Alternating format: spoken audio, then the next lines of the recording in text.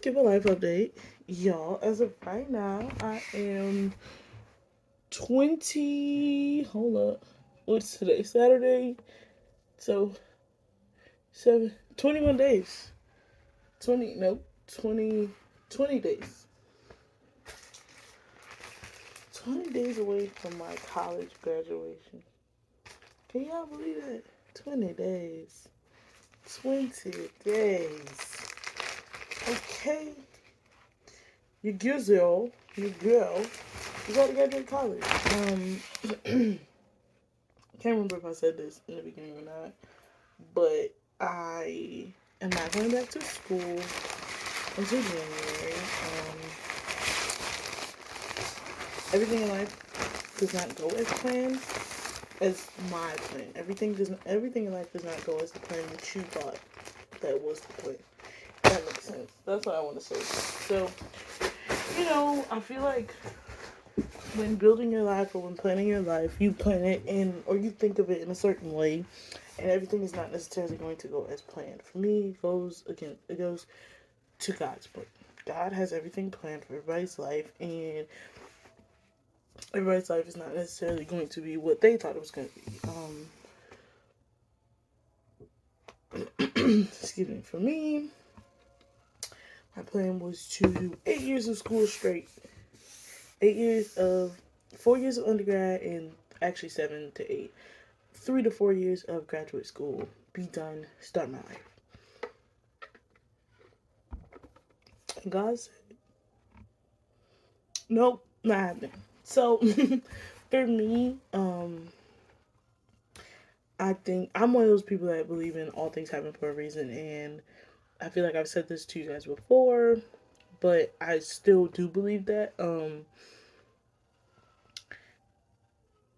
I believe that, like I said, all things happen for a reason because all things do happen for a reason. I'm going to use this as a thing. I recently joined Sigma Gamma Rho Sorority Incorporated,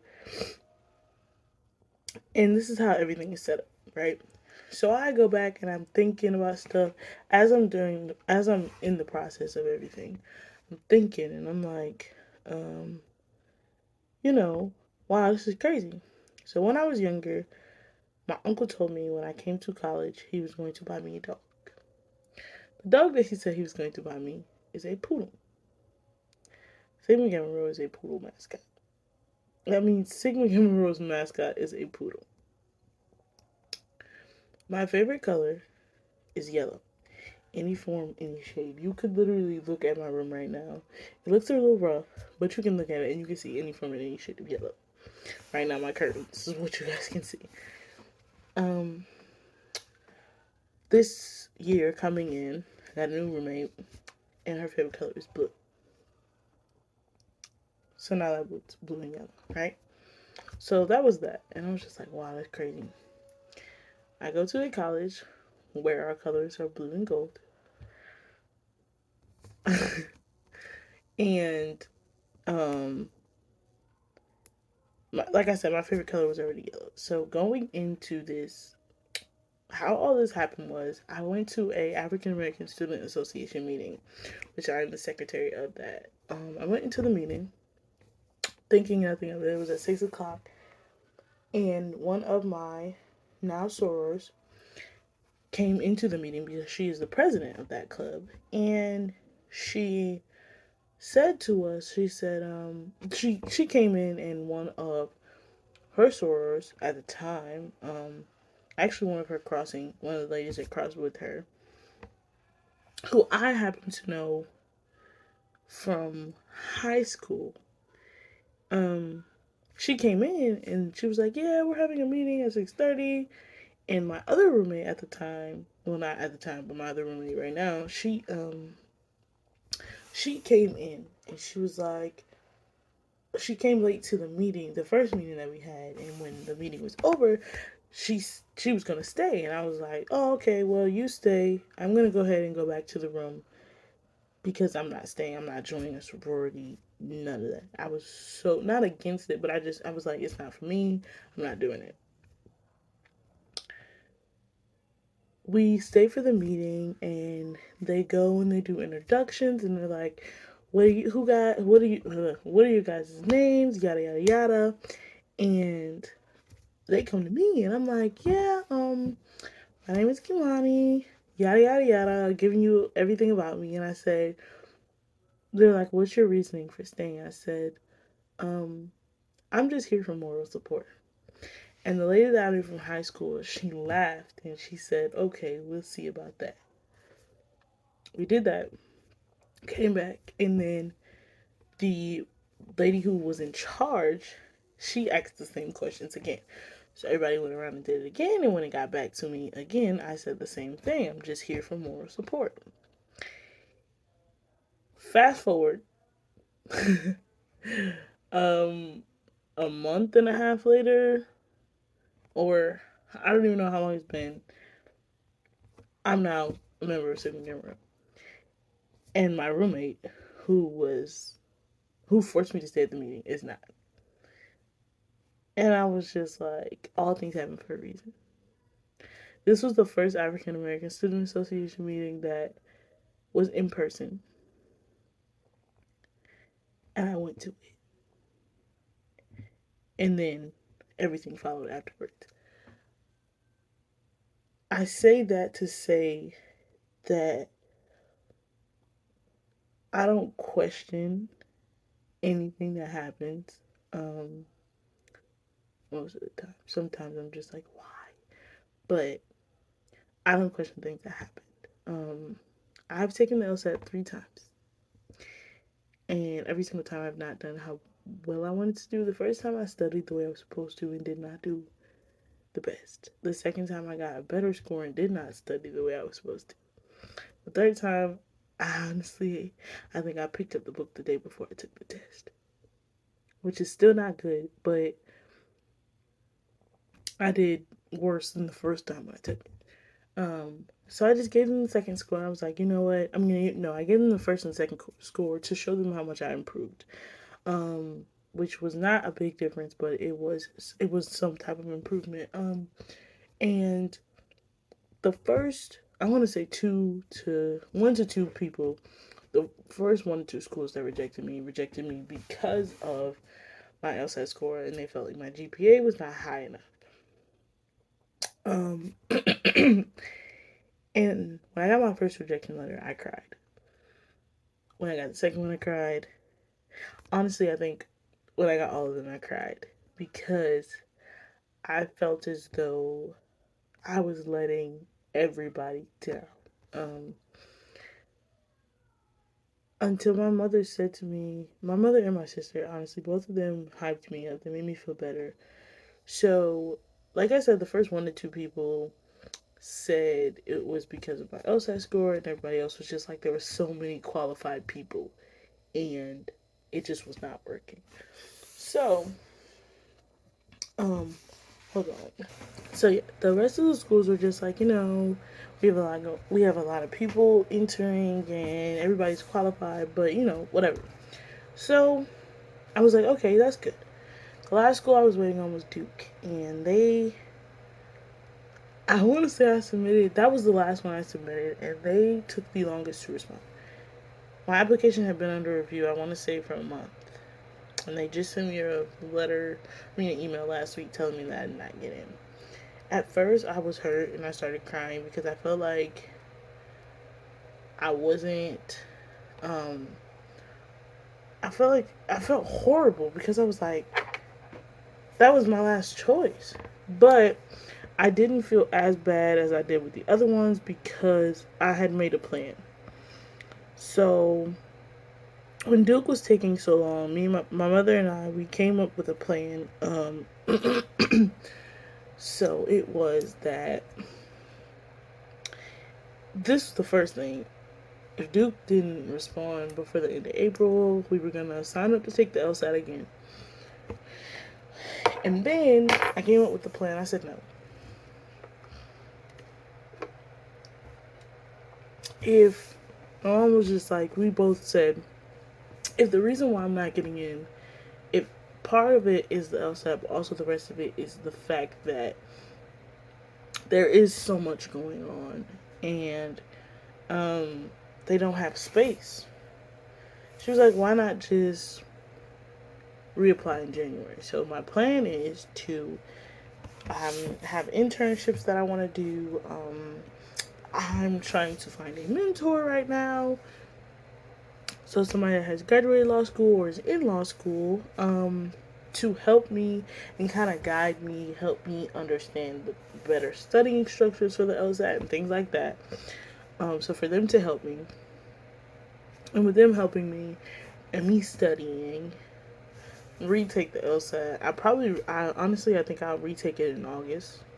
Um, Hopefully, preferably, depending on how my life is going. I'll sign up to retake it in August, and when I sign up to retake it in August, then get that score that I wanted, and a score that is going to get me in more than one school, and just have that decision in my life of, oh my gosh, everybody wants me. What school do I go to now? So that's gonna be my thing in August. That's my plan, is to retake it in either August or September, sometime around that time, so that way I can have an acceptance letter and not overwhelm myself, and just, work to save up money for my, whatever expenses and things like that I'll have when I go to college. I'm sorry, when I go to graduate school, and be done with that. Um, so yeah, that is really the biggest life update that I have. Also, of course, I told you guys, St. Monroe. I graduate in freaking 20 days, and I'm so excited. My calendar right now is not full, but pretty much is for the last week of January. I mean, what? For the last week of April, I have something to do every single day except for Wednesday, and that's as of right now. Monday, I have my donning of the kente ceremony, which is gonna be so beautiful. Tuesday, I have online training for one of my internships. Wednesday, like I said, I'm free. Thursday, I have a nail appointment. My senior send off is that day. And then Friday, I graduate, and the 30th, I have a graduation party. Um, Honestly, I just want to say this is a video, not just a Sheen haul. I want to say this to a lot of graduates. This is going to make me cry. You can do it. I'm not one of those people that deny things that life is hard, that things are a struggle. Um,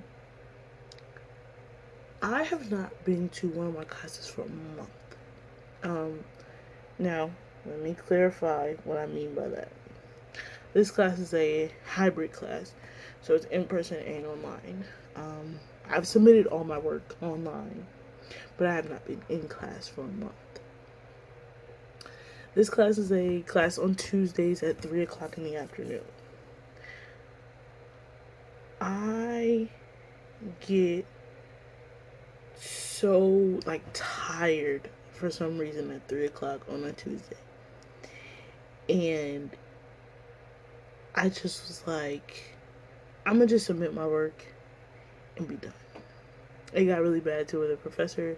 She asked one of the students about me, and I was just like, let me send an email. And I just let her know. I was just like, I've had a lot going on, and I am working through it. But I will be to your class every Tuesday in April. And it's pretty, I don't want to say ironic or funny, but I only have 2 classes left with her. And that is literally because this week class got canceled because of the weather. So I literally have 2 classes left. And I plan on going to every single one of them. Not for her, but for me. This class is my capstone class. Like I said, this professor has had me every year since my sophomore year, and I know what I'm doing. It's a creative writing class, which is my concentration for my degree, and I got this, like I said, it's my capstone class, so at the end I have a portfolio that I have to submit with all of my writings that I did for this specific class, plus a kind of like a write-up of what the writing is, why, like what was the purpose of being in there, and all the things like that, which I've done one of those for every single one of the classes that I was taking with her, and so I know what I'm doing. It's just that getting out of my room at 3 o'clock on a Tuesday is just rough. But I say that to say this: you can do it. I wrote a poem last class that I know it struck a lot of people because they know me, and a lot of people only know me as a happy-go-lucky person. They've never seen a stressed side of me. They've never seen a I can't do this side of me. And I don't want to ever say that I have said I can't do this when it comes to college. I've always said I'm going to do this because I'm not. I don't want to be. I don't want to fail, and that was my thing when I was getting test scores back and when I was getting rejection letters back. So I'm just like, oh my gosh, I'm a failure to everybody in my family. And my mom had to tell me, and so did my sister. They both had to tell me that I'm not. I'm not a failure, and I can do all things through Christ that strengthens me. And me and my grandma say that every morning on the phone, and I believe it. It's just that sometimes I become overwhelmed with my thoughts and my feelings, and it's rough. I'm actually going to read you guys a poem that I wrote for my class last week. And this was before I got my rejection. So, just imagine how I felt afterwards. So this is my poem. Quitting on my mind. No one will care until I do. The questions will flood. Why would you stop? You were so close to the finish line.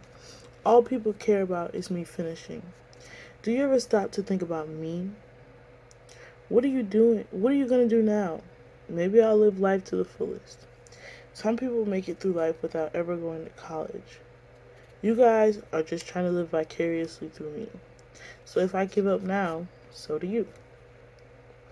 Well, I'm here today on this lonely Monday morning to say I am. I'm not going to quit. I'm not going to let myself quit. On April 29th at approximately 10 a.m., I will be walking across that stage. All the applause will make this feel worth it. I also wrote another poem this morning. Honestly, when it comes to these poems are kind of so much based on what I've been going through mentally in my life the past couple of weeks that I think might be some of my best work, honestly. So I wrote this today. Maybe I didn't get in this time. Maybe I just need a break. Maybe the time wasn't right.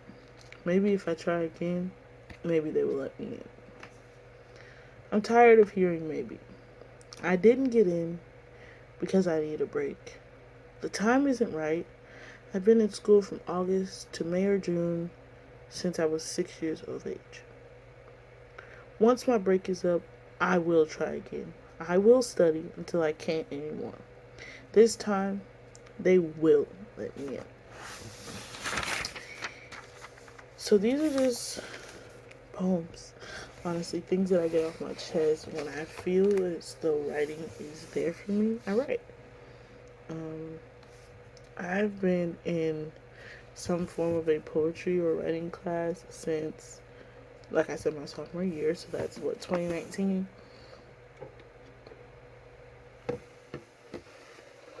I have not let anything stop me.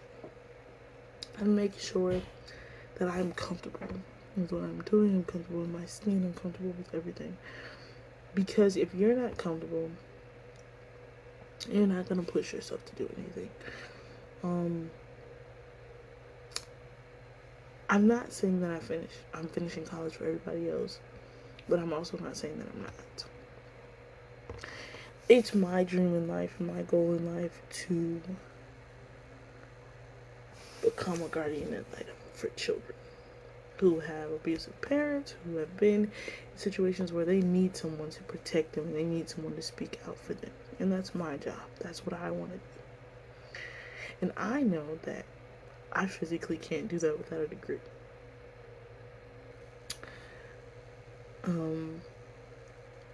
My mother graduated with her master's degree when I was in middle school. Okay, so my mother has a master's degree. When I was in middle school. When I was in middle school, my mom was in her mid to late 30s. Okay? I just want y'all to count that. Mid to late 30s when I was in middle school. When she finished. I am pushing myself way too hard. And it's crazy. I should stop. And I feel as though that is why I'm getting this break. Because if you push yourself too much, you're going to give up, and you're going to give up at the wrong moment. So it's better for me to get this break now than to give up in the middle of law school and have wasted a lot of money. So, I say that to say this. Don't give up, guys. Be happy and do things that you guys feel comfortable with. And if you guys have any questions, comments, or concerns, leave them in the comments down below. Peace out. See you guys in the next video. What's up, y'all? This is Amari, and this is my life. Sorry if y'all can't really see me. I'm like laying in bed with the lights off, and I just didn't feel like turning them on. But this is pretty much a life update. Just me, letting out some feelings and stuff. Yeah, that's pretty much all this is. It's a clip off of another video that I just filmed, and it will be, of course, the first video will be up before this one, but this is the life update portion of my Shein haul. So yeah, and let's just get right into the video.